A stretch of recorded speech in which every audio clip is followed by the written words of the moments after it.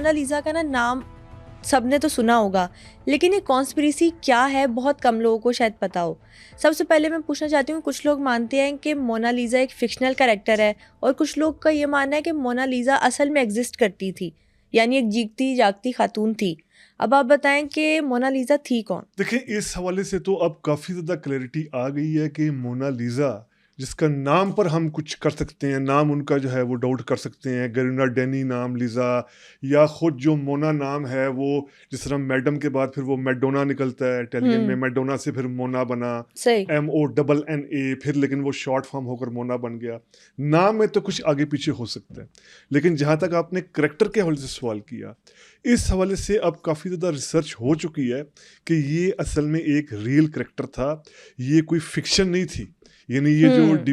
Leonardo da Vinci थे, उनकी कोई खुद से एक अख्तरा, खुद से कोई इजाद करता, खुद से कोई इमेजिनेशन नहीं थी, बल्कि रियल करैक्टर था। इस वाले से अगर हम देखें, लेटेस्ट जो बड़ी एक अहम रिसर्च हुई, स्टडी हुई, जो हम उसको एज अ रेफरेंस यूज़ कर सकते हैं, डियाना ने जो किताब लिखी है, वो किताब बहुत ज़बरदस्त 2014 में ही बल्कि आई है, मोनालिसा अ लाइफ डिस्कवरी। अब ये डियाना हेल्स हैं, इन्होंने 2014 में किताब लिखी है, और मुझे इसका सबसे इंटरेस्टिंग बात क्या लगी कि खुद जो ये राइटर हैं, ये खुद फ्लोरेंस, यानी जो इटली की जगह है फ्लोरेंस, उसमें ऐसे स्ट्रीट्स में गई हैं, ऐसे चर्च में सही। गई हैं, ऐसे स्कूल्स में गई हैं कि जहाँ पर मोनालिसा का बचपन गुजरा है, जहाँ पर मोनालिसा की शादी हुई है। यानी 1479 में मोनालिसा का कहा जाता है कि उनकी पैदाइश यानी जन्म हुआ। उसके बाद 15 साल की उम्र में उनकी शादी हुई। उसके बाद शादी के बाद उनकी ज़िंदगी कैसी थी, किस घर में वो रही, किस चर्च में वो जाती थी, कहाँ उनके बच्चों ने जन्म लिया, 6 बच्चों ने जन्म लिया, सही। किस जगह में उनका जो है वो आखिरी, जो जिस कॉन्वेंट में आखिरी जो है वो टाइम गुजरा। इस वाले से खुद जो ये राइटर हैं, जिनका मैं जिक्र कर रहा हूँ डियाना का, ये खुद उन जगहों पर गई हैं, और उन्होंने अपनी किताब में पूरा हमें मैप्स की सूरत में समझाया है, एक एक बारीकी की ओके। सूरत में समझाया है।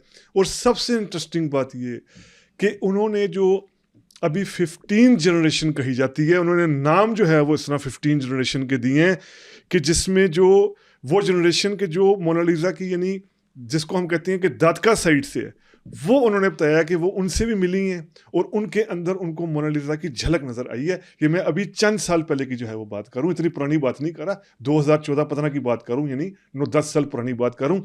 तो ये चीज़ें साबित करती हैं कि करैक्टर तो था, करैक्टर तो एग्जिस्ट करता था। और इसमें एक जो हमारे पास बहुत अहम प्राइमरी सोर्स है, वो क्या? वो है 1550 में लियोनार्डो जो हैं, जो डिविंची, जिन्होंने ये पेंटिंग की, जिस पर आगे चल के हम बात करेंगे, इनके हवाले से एक किताब लिखी थी, और ये बहुत ज़बरदस्त किताब मानी जाती है, लाइफ ऑफ आर्टिस्ट। ये गरो वारंसी हैं, इन्होंने 1550 में किताब लिखी थी, और इसमें इन्होंने बहुत से आर्टिस्ट का जिक्र किया था, बहुत से पेंटर जिन्होंने पेंटिंग्स की, जिन्होंने आर्ट के हवाले से कुछ काम किया। सही। तो इसमें लियोनार्डो डिविंची के हवाले से भी जिक्र है, और वाज़ेह तौर पर वो लिखती हैं कि ये एक असाइन कोई काम कर रहे थे, यानी कमीशन काम कर रहे थे किसी पेंटिंग पर। तो 1550 में अब ये किताब प्राइमरी सोर्स के तौर पर शाया हुई। तब लियोनार्डो के कई दोस्त भी जिंदा थे, उनके घर वाले, उनकी यानी फैमिली भी, तब बेटे और अगली नस्ल भी जिंदा थी। अगर कोई इस तरह की कॉन्ट्राडिक्शन होती तो उसी वक्त जो है इस किताब में, जिसका मैं जिक्र करूँ, लाइफ ऑफ द आर्टिस्ट, जो 1550 में छपी, तो वहीं वो हो जाता जी ऐसा नहीं है, लेकिन था कि ऐसा है। तो एक प्राइमरी सोर्स 1550 किताब का लाइफ ऑफ आर्टिस्ट, और एक जो लेटेस्ट सोर्स हमारे पास ये डियाना की किताब की सूरत में, जिन्होंने लिखा पूरी, उन्होंने, मैंने कहा कि उन गली महलों, उन चर्चेज, उन स्कूल, उन कॉन्वेंट्स तक वो गई। तो इसका मतलब कि मोनालिसा का करैक्टर तो एग्जिस्ट करता है। कैरेक्टर तो एग्जिस्ट करता है, चलिए अगर हम ये अज्यूम कर लें, तो उमर मेरा आपसे ये सवाल है कि एक सिंपल सी पेंटिंग और इतनी ज़्यादा कॉन्स्पिरेसीज, इतनी ज़्यादा रिसर्च, ये कॉन्स्पिरेसी स्टार्ट कहाँ से होती है? देखें, एक तो बड़ी सादा बात है कि इसके लिए डिविंची ने बड़ी ख़ास तरह की टेक्निक्स इस्तेमाल की थी पेंटिंग के लिए ना। ख़ास तरह की लकड़ी होती है जिसको पॉपुलर की जो है वो कहा जाता है। अब ये पॉपुलर की जो है वो उस ज़माने में, ये सादा बात के ज़रिए पता है, पेपर पर पेंटिंग की भी नहीं है या किसी बोर्ड पर, ये ख़ास तरह की जो है वो लकड़ी पर पेंटिंग थी। ओके। और फिर इसके लिए सहारा लिया गया जिसको हम टेक्निक कहते हैं सुफोमाटो। अब ये सुफोमाटो वो होता है कि जिसमें रंगों को, कलर्स को इस तरह एक दूसरे के अंदर मर्ज किया जाता है कि एहसास नहीं होता।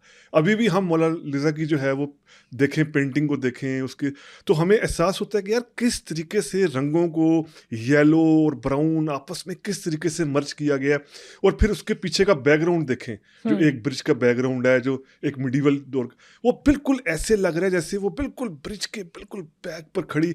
और उस जमाने के हिसाब से जो है ना, वो एक तो ये टेक्निक बहुत ज़बरदस्त थी। हालांकि इस तस्वीर का अगर हम सही देखें तो क्या 77 सेंटीमीटर बाय 53 सेंटीमीटर क्या होता है, बहुत ही छोटी सी तस्वीर बिल्कुल है। छोटी सी तस्वीर है, लेकिन ये टेक्निक। उसके बाद खास तौर पर जो इस करैक्टर के साथ ना, जो मोनालिसा की को देखकर उनकी उनकी जिस तरह का वो देखना है, जिस तरह की आंखें, जिस तरह का जिस तरह की एक्सप्रेशन है, स्माइल। जिस तरह की स्माइल है, खास तौर पर उस स्माइल पर, इस स्माइल पर ही कई लोगों ने किताबें लिखी हैं, इस स्माइल पर ही कई लोगों ने काम किया है। अच्छा, मोनालिसा स्माइल की। पर भी काफी ज्यादा रिसर्च है कि अगर आप पेंटिंग के साइड पर देखो तो लगता है वो स्माइल नहीं कर रही, हाँ जी, लेकिन अगर आप सेंटर पे फोकस करो तो लगता है वो एक्चुअल में स्माइल कर रही एक्चुअल में स्माइल कर रही है, बिल्कुल ऐसी। और फिर ये कि खास तौर पर ये इस पर जो 2-3 तरह के स्कूल ऑफ थॉट्स हैं कि क्या उस वक़्त वो किसी किस्म की आसूदगी में है या किसी किस्म की जो है वो परेशानी में है। क्योंकि वो अगर हम बिल्कुल गौर से देखें तो एक ना हमें ऊपर वेलिंग सा, जिस तरह नहीं कहते कि जो उस ज़माने की औरतें जो है वो जब सोग में होती थी तो ख़ास तरह की जो है वो एक बारीक सी चादर पहनती थी। अगर हम गौर से देखें पेंटिंग को तो वो भी कई इस तरह हिस्टोरियंस का, आर्ट के जो लोग हैं उनका दावा है कि वो भी है। तो ये मिस्ट्री कि यार इस टाइम जब ये हो रहा था तो ये क्या मोनालिसा को खुश दिखाया गया है, मोनालिसा परेशान है, मोनालिसा के अंदर कोई किसी किस्म का कोई इज़्तिराब है, कोई उनका लाइफ के कुछ ऐसे पीछे वाक़यात घटे हैं कि उनका ये है या नहीं, ऐसा नहीं है। वो बिल्कुल जो है वो एक मुतमईन। इस वाले से अभी भी जो है वो बहस चल रही है। वैसे यहाँ इंटरेस्टिंग बात बताता चलूँ आपको, मिडीवल पीरियड में भी लोगों को पता था, यानी 16, 17, 18, 19 सेंचुरी में लोगों को पता था कि एक पेंटिंग एग्जिस्ट करती है। आपके शायद इल्म में हो कि इसको ज़्यादा पॉपुलैरिटी तब मिली जब 1911 में जो पेरिस का म्यूजियम, लोवर म्यूजियम जिसको कहते हैं, बहुत बड़ा म्यूजियम है। लोवर म्यूजियम के अंदर पेरिस के, यानी हम कह लें कि एंशिएंट हिस्ट्री के भी बहुत से मास्टरपीसेस पड़े हुए हैं। एशिया के जो है, अफ्रीका के एंशिएंट जो हिस्ट्री है उसके बहुत से मास्टरपीसेस पड़े हैं। मोनालिसा की पेंटिंग भी वहीं पड़ी है। इंटरेस्टिंग ये 1911 में ये पेंटिंग चोरी हो गई थी। अच्छा, लोअर म्यूजियम से ये पेंटिंग चोरी हो गई थी और बाकायदा चोरी करने वाले का नाम है विंचूज पेरुगा। इसने 1911 में ये चोरी कर ली थी। अब ये पेरुगा बेसिकली एक इटालियन था।